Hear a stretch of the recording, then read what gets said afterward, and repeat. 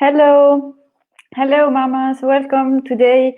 I thought because we are approaching the holidays, a new year, and so on, and going through a special year on 2020, I thought today it will be a good time to speak about how can we set ourselves up for a calmer living with less stress and more joy, because this is what we discovered.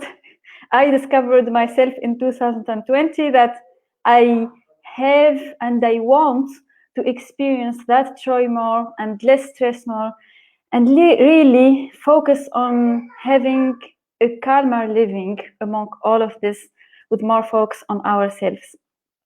And today I chose to bring to you a guest that is in the field, and she is really making a difference in mom's life, in women's life, by her own project, Silatha. So I'm very happy today to welcome Veroniek Vermeulen with us in the session to speak to us more about how to set yourself up for a calmer living. Hello, Veroniek. How are you? Hi, I'm very good. And yourself? Thank you for joining us today for the interview. And I'm excited to hear from you how to make it calmer for ourselves, because as moms, it's really tough this year. It has been tough, and we are excited and ready to make it better for the coming holiday season and next year. So first, I would like to know more. Tell us more about you. How did your journey lead you to Silatha? And a little bit about you. Where are you raised? An introduction. Yes, of course. So my journey started about 8 years ago when I realized that I had everything to be happy. I had a fantastic job. I was earning more than I could wish for. I ticked all the boxes, and I looked at my life, and I was like, "Is this all? Is this it?" And I was always thinking that a new achievement or something else would make me happy. And it was that moment where I realized there wasn't a way to continue, because I would never be happy. And so I radically changed my life and went on a quest to find the true meaning of my life.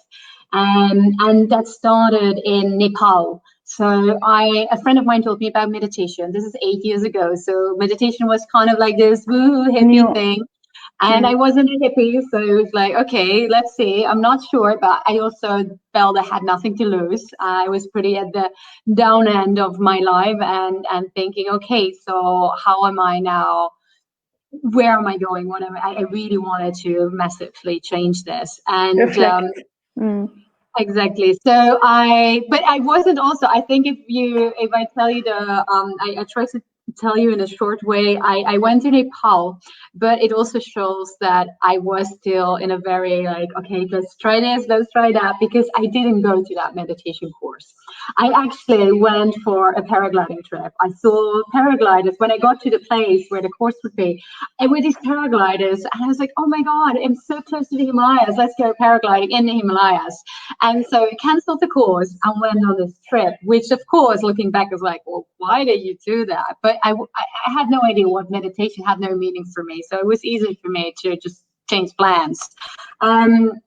But I also since then know that whatever you need in life will come to you, because meditation found me. And I met this Buddhist man who told me about Buddhism and meditation. And it was very simple how he described it to me. It's like, okay, it's easiest if you close your eyes and you let go of all your thoughts and you honor your breath for giving it life to you. So you just follow that. That's your only focus. I was like, okay, sounds simple. Wasn't so simple. While climbing up to 5,500 meters, I started to really focus on my breathing. And I think looking back, I couldn't do a better meditation course at that time than going up that mountain, because I was only focused on my breathing. And so we reached the top. We did paraglide down, but there wasn't what changed my life. It was the next day when I was acclimatizing in the Himalayas, and I felt this incredible happiness from within. And it was a feeling that I could not remember having had before. It wasn't that I had a promotion or like the pleasures I was comfortable with. I know pleasures in life, but I forgot about true happiness coming from within. And I realized it has something to do with meditation. And so when I came back, I did sign up to many meditation courses. I went to different monasteries and lived with the nuns. And yeah, that changed my life. I really learned to again connect to myself and find the inner happiness. And that was amazing. Though I still struggled with, when I come back, I would glow and it was fantastic. And within 2 weeks, or so, this glow would disappear and I would feel as empty as before. And so I did a lot of research on how to create a habit, because it's quite an art to build a habit, and especially when it comes to meditation, because with meditation, you feel very unsuccessful. And so it's very hard to create a habit of that. Yeah. Now, that is kind of how I then started getting all this knowledge on habit building. And then I started Silatha out of this knowledge to create this habit for myself and share it with others. Very nice. Yeah, I mean, this is like the word that I think the word assigned with all this experience of meditation, breathe, and so we hear more about mindfulness when we talk about this. Can you tell us like what is mindfulness according to your experience? How and what role it has in our life? Like more deeper in that sensation that you got when you felt the true happiness and so. Yeah, absolutely. So I think there's a lot of confusion about mindfulness and meditation. So mindfulness is kind of the broader scope of a way of living, and it's mindful living. So meditation is kind of a technique to help you to be more mindful. So that is how these two connect towards each other. Mindfulness then is really being very focused. So what I did when I walked up the mountain, to give a very specific example, you are so focused that you start to be more conscious about what's going on around you. You start to hear more the noises that you don't hear often. You start to smell much more. You start to see. So it's really like we see often only what we want to see. We hear only what we want to hear. We miss a lot in our hearing and seeing and using our senses. Now, when you live more mindful, your senses start to really become very powerful, and you will feel the energy, like we all energy in the end. That's how we are connected. And when you do meditate, because you train your focus, you become more mindful, and so you can pick up more of the things that are going on. You will see more from another person what's actually going on, and feel more of your environment. Now, when you live more mindful, that means you're more in the present moment, and you can really more observe real life instead of that small little corner of it. Yeah, we miss a lot from not focusing on the present moment, is when we are like thinking, because we are constantly thinking in a life where like we are thinking about the next thing that we have to do, that we forget sometimes to focus on the present moment. And that's exactly that brought you to that journey to Nepal and meditation. And so this is, yeah, I understand how is it. How can like with as mindfulness and meditation like are different. So it's like a technique. Meditation is a technique. Exactly. As why did you decide to go for this technique to support moms of little ones in order to be more present in the moment? And so in what ways meditation does support moms? Yes, so I think as a mom, you give and you give and you give and you give. As a mom, it's almost that's what you'll be doing all day, and there's a beauty within that. But you also still are a person, and you still have your own needs, and you cannot take care of another if you don't take care of your own needs. And meditation is a very powerful way. So there's been a lot of studies done that show how meditation can support you to become more quiet in the mind, to be more connected with yourself. And that has a lot of positive benefits. Now, as a mom, as you're only giving, this is the little moment in the day that you're taking something for yourself. And it's this little me moment where the focus is on yourself and connecting to yourself. And this brings a lot of benefits and calm. So you will start to be more,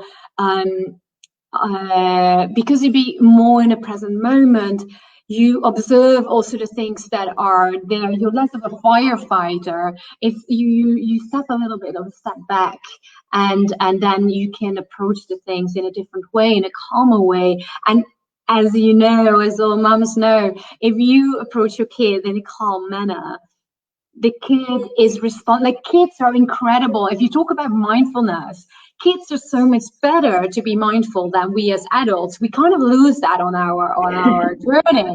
And the kids, they feel if you're stressed, if you're anxious, a kid will feel that. So the moment you are more calm, that whole responses you get are also in a much calmer way.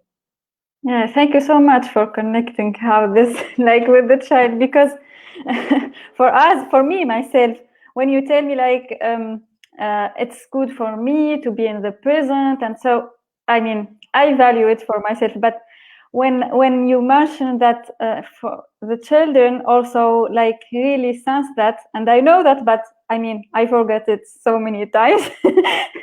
Like the impact that it has on our children is like the thing that motivates more to work on that, being more in the present and practice things that help, like meditation, breathing. And so because I realize how it has impact on my child, and because I really want to give him the best experience being with his mom and parents, so I want to improve that.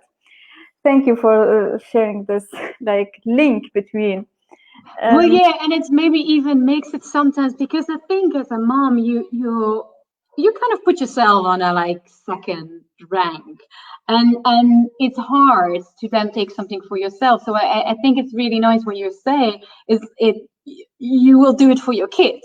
So if you don't do it for yourself, do it for your kids, because it really will create a different relationship also. You will see much more of what's going on, really. And it's so tempting to, when a kid has a tantrum, to respond, because that's we're all energy, right? You give energy, you take it, and it's all about how you respond. And if you're able to remain grounded and remain in your own energy for a moment, so that you can give that energy to your kid as well.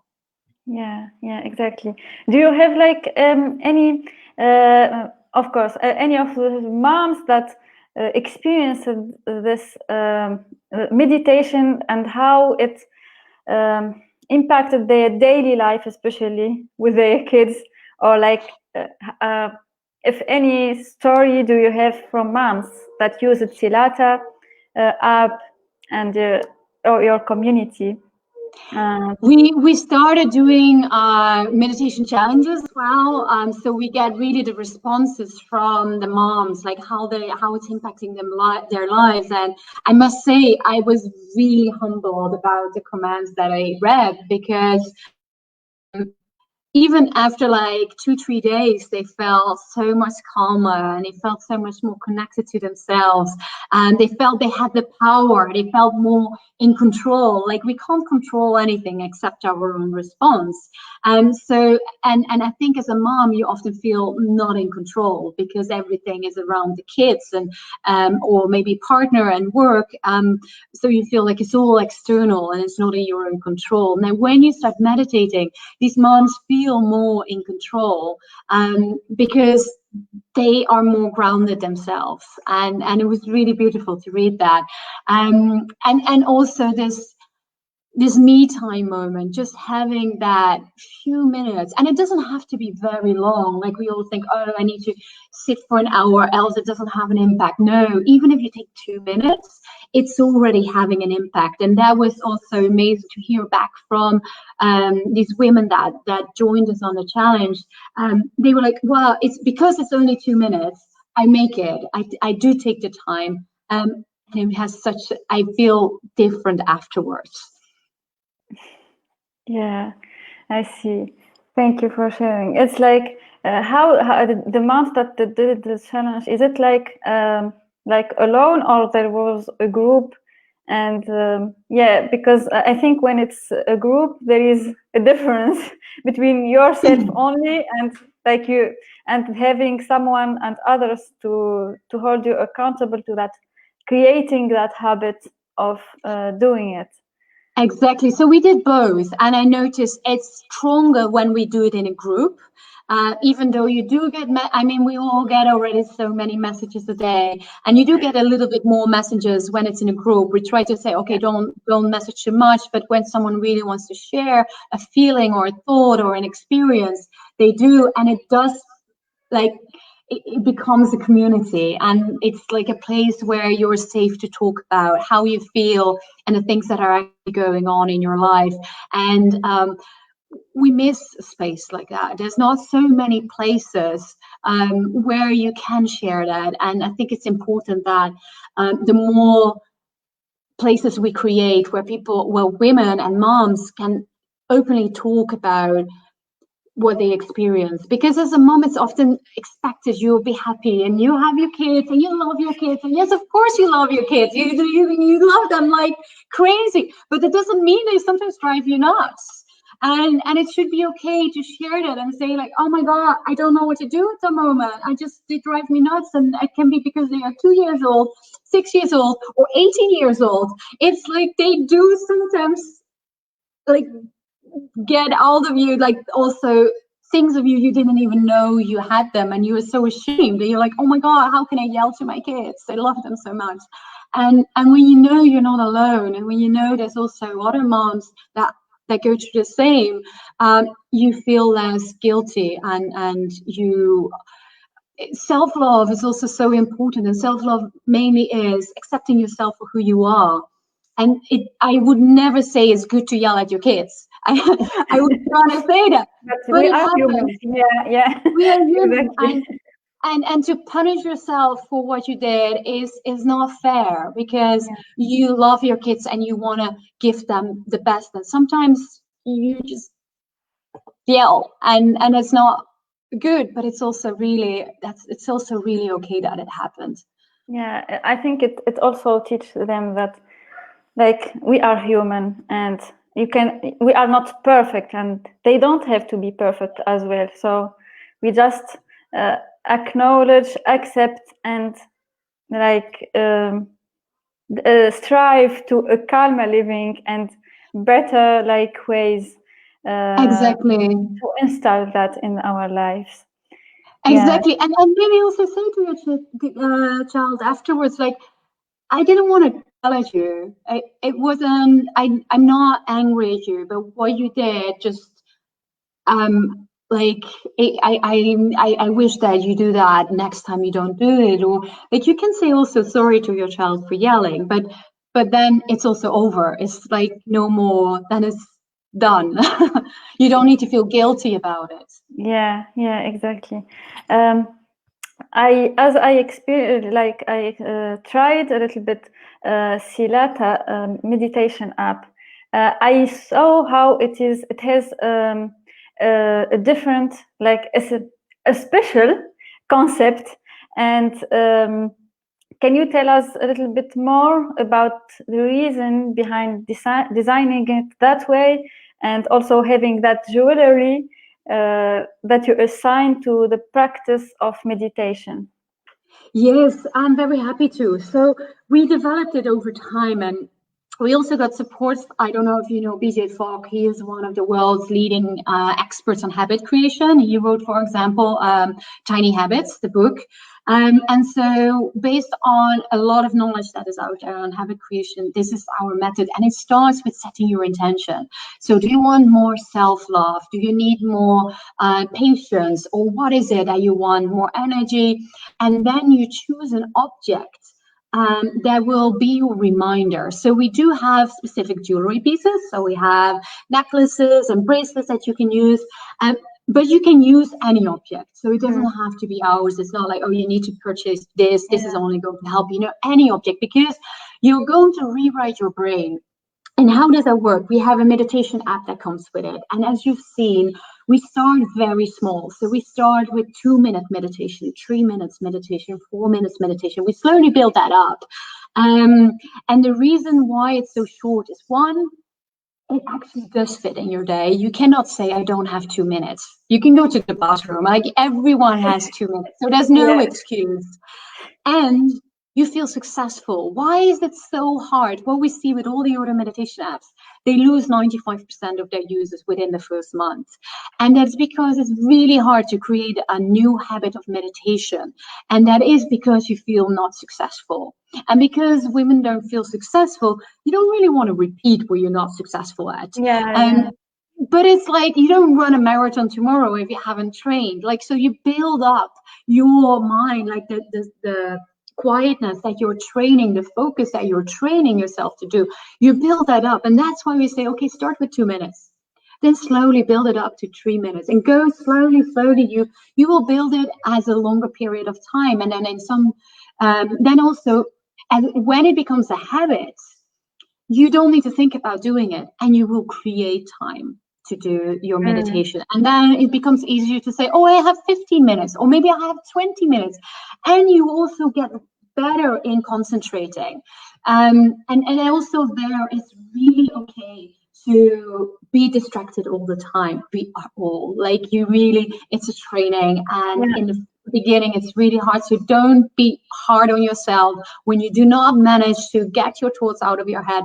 Just recognize, oh, there's a thought. Great, okay, it's there, and move on with your meditation. Go back to your focus, whether that's your breathing or whatever you were focusing on. And now what we do in each of the meditations, we connect to your object. And we ask you to hold it, or whatever the audio will request you to do. And you make a mental connection to your object and your intention. So as I mentioned at the beginning, you start with what you want. So if it's more self-love, you will hold your object and you go back to self-love. And most likely the meditation has been on self-love as well. And then when something stressful happens during the day, you hold your object and you will feel again your self-love. You will go back to that moment of calm. So it's actually quite amazing how the brain can be rewired in just a few days. And you can have this companion with you, because you don't know, like, maybe you do the meditation in the morning or in the evening or whenever. That is great, and that's something you build. But then all those moments during the day where you lose your temper, or where you feel sad, or where you have something to go back to, and that is pretty powerful. Yeah, I think all of this, for me myself, I read the book Atomic Habits. And I can see now when you are describing like the process, and so it's really that exactly, and the feeling of success, like when even if it's small thing, but that reward of finishing it, build this up, and it's so powerful to feel that feeling. Yeah, exactly. And he also besides the meditation that you practice to help you, but also just the fact that you did it for today, it makes you like better and more successful, feeling more successful. Exactly. Yeah. Yes. Yeah, exactly. And if you don't do it for days, you feel so, I'm slacking, and you feel bad about it. So, yeah. Yeah, that's why there is also the power of a community, and you also have a community for Silatha. Silatha community, and that's where it comes when someone, for example, feels like I'm not keeping up. Then you can share in the community group, and you find people to tell you it's okay, it's fine. You can repeat and like do it. Yes. Yeah, exactly. Thank you for this. Can you tell us like how can people connect with you and also Silatha community as we are speaking about it? And you have as well like a beautiful community, and I think it's really nice that we all connect, because I think we actually met in our communities, and so we have our mindful and we have our meditating moms circles, and that's on Facebook. So I think if you click meditating moms circle, then you'll get the Silatha group. We're also on Instagram, so that's Silatha Journey, and Silatha is with TH, as you can see behind my name. So it's Silatha Journey on Instagram, and of course the website, which is silatha.com, where you can also sign up for a meditation challenge. Good. And how can people connect with you?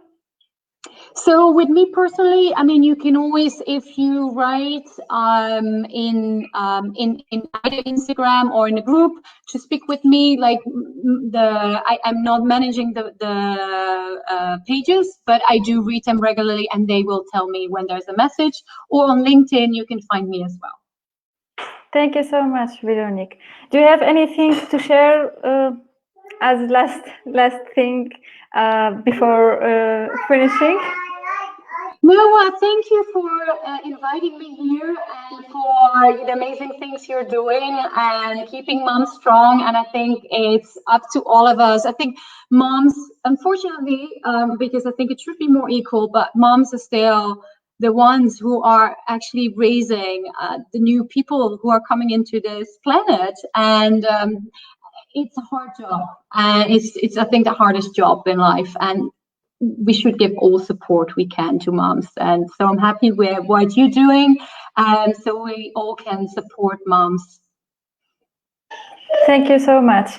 And here with this, I want to say to our listeners, practice, like take a moment to try Silatha app. I think there is a trial days when you can experience it, because to have calm living, as I myself experienced it, that listening to those audios, and how even at first it can be hard to really focus, but by keeping it, doing it, it becomes better. I am so happy to have I have the pleasure to speak with you, Veronique, and I'm looking forward to having that challenge once in our Thriving Career Moms community. And I'm looking forward to that experience later on. We will definitely do that. Thank you. Bye-bye. Thank you. Bye. Bye.